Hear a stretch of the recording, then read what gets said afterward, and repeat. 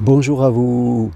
Faire face à une crise d'auto-sabotage. Vous le savez, dans notre vie, nous pouvons tous, à un moment donné, faire face à une attaque de notre mental négatif, de toutes ces pensées que nous pouvons avoir et qui viennent nous empêcher d'aller vers ce que nous désirons et vers ce que nous pouvons vivre. Vouloir reconstruire un amour, vouloir sortir de la solitude, vivre à deux, vouloir faire un nouveau métier qui nous intéresse, vouloir venir marcher sur Compostelle, devenir psychopraticien, attirer à soi une bonne personne. Nous savons que pour vivre toutes ces choses, il faut être dans la confiance, dans la foi. Il faut y croire, parce que dans la vie, nous ne vivons que ce que nous croyons possible pour nous. Et quand nous doutons de quelque chose, eh bien, la porte se ferme. On ne peut plus recevoir ce que l'on désire parce que les pensées négatives qui traversent notre esprit, eh bien, viennent fermer à double tour cette possibilité. Et nous ne pouvons pas toujours maîtriser nos pensées. Elles sont là. Elles proviennent de notre histoire, de notre passé. Elles viennent, certaines pensées négatives viennent nous dire que nous n'avons pas les capacités, que ça ne marchera pas. Elles nous font ressentir des peurs d'oser, des peurs de souffrir, des peurs de nous tromper. Et faites compte, elles nous empêchent d'aller vers ce que nous voulons. Ça ne veut pas dire que nous sommes comme cela toute la journée, toute l'année. Il y a des moments où nous sommes à peu près dans une confiance, je dirais, satisfaisante. Et puis il y a des moments, il y a des crises qui arrivent comme cela, des jours où le doute est plus fort, où la peur est plus fort. Voilà, comme si notre ego, notre mental faible venait nous attaquer. Et surtout, ça arrive quand on commence à se dire qu'on va le faire. Ah ben tiens, je vais m'inscrire à Compostelle, je vais me lancer dans une formation, je vais essayer de rencontrer quelqu'un. Dès qu'on veut bouger, ça y est, la crise est là.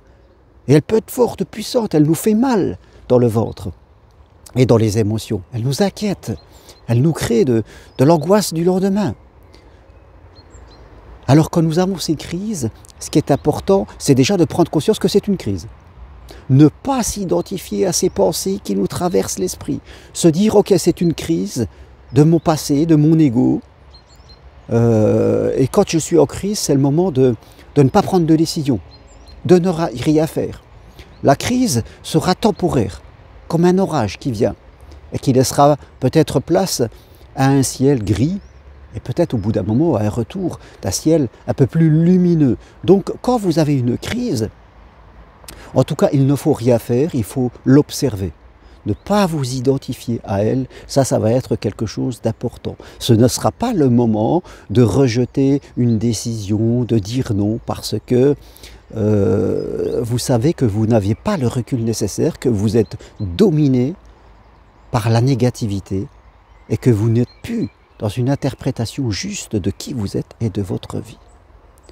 Après, il voudra peut-être que vous mettiez en place un rituel pour faire face à ces crises, un rituel que vous allez utiliser tous les jours.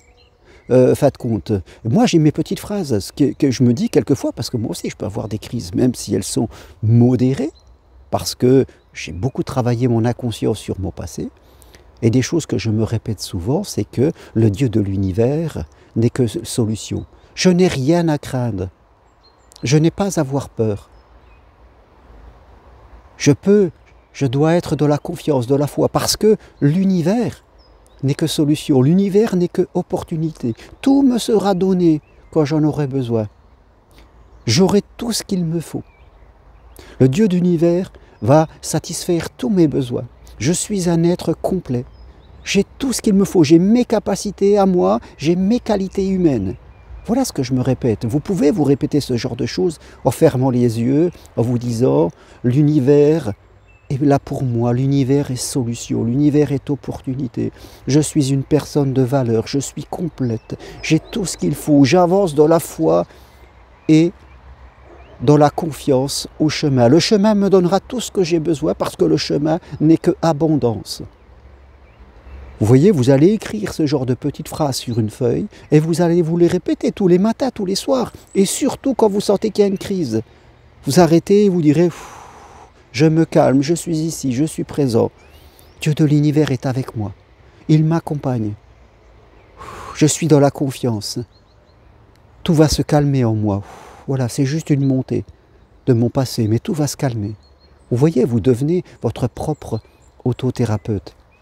Et ça va être très important pour vous lancer après dans des projets de vie, l'amour, un travail, vous sentir utile dans ce que vous faites, ne pas vivre que pour vous, venir marcher à Compostelle parce que vous en avez envie de vivre cette aventure spirituelle. Vous voyez, vous allez travailler sur vous, vous allez au fur et à mesure changer votre subconscient. Vous allez le nourrir, votre subconscient, votre inconscient à l'intérieur de vous, c'est votre bibliothèque. C'est l'histoire que vous écrivez pour vous. Certes, il y a eu le passé et des choses que vous avez écrites malgré vous, mais aujourd'hui, c'est vous qui tenez le stylo. C'est vous qui avez le stylo pour écrire ce que vous voulez dans votre vie. C'est personne d'autre, c'est vous. Et si vous n'utilisez pas le stylo, oui, d'autres vont le faire pour vous. Dans votre histoire. C'est à vous d'écrire votre histoire aujourd'hui. Et ne laissez pas les autres écrire votre histoire.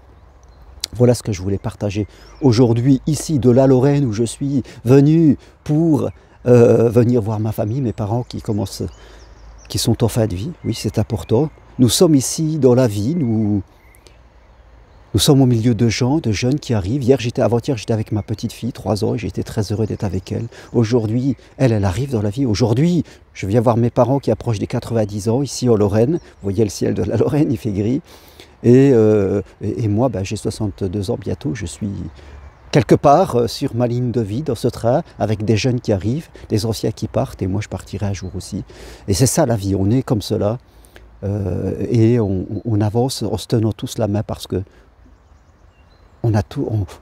on cherche tous à être aimés, à vivre une vie honnête et digne. Et ça, c'est important, de ne pas laisser notre passé nous empêcher de vivre ça aujourd'hui. Le temps qu'il vous reste, c'est important, c'est à vous de l'écrire. Merci à vous. Si vous voulez aller plus loin, que ce soit ma formation de psychopraticien, formation individuelle, que ce soit la marche de Compostelle ou une simple consultation, eh bien, je me ferai un plaisir de faire un bout de chemin avec vous. Toutes les infos sur mon site germainroncari.com. À très bientôt. Au revoir.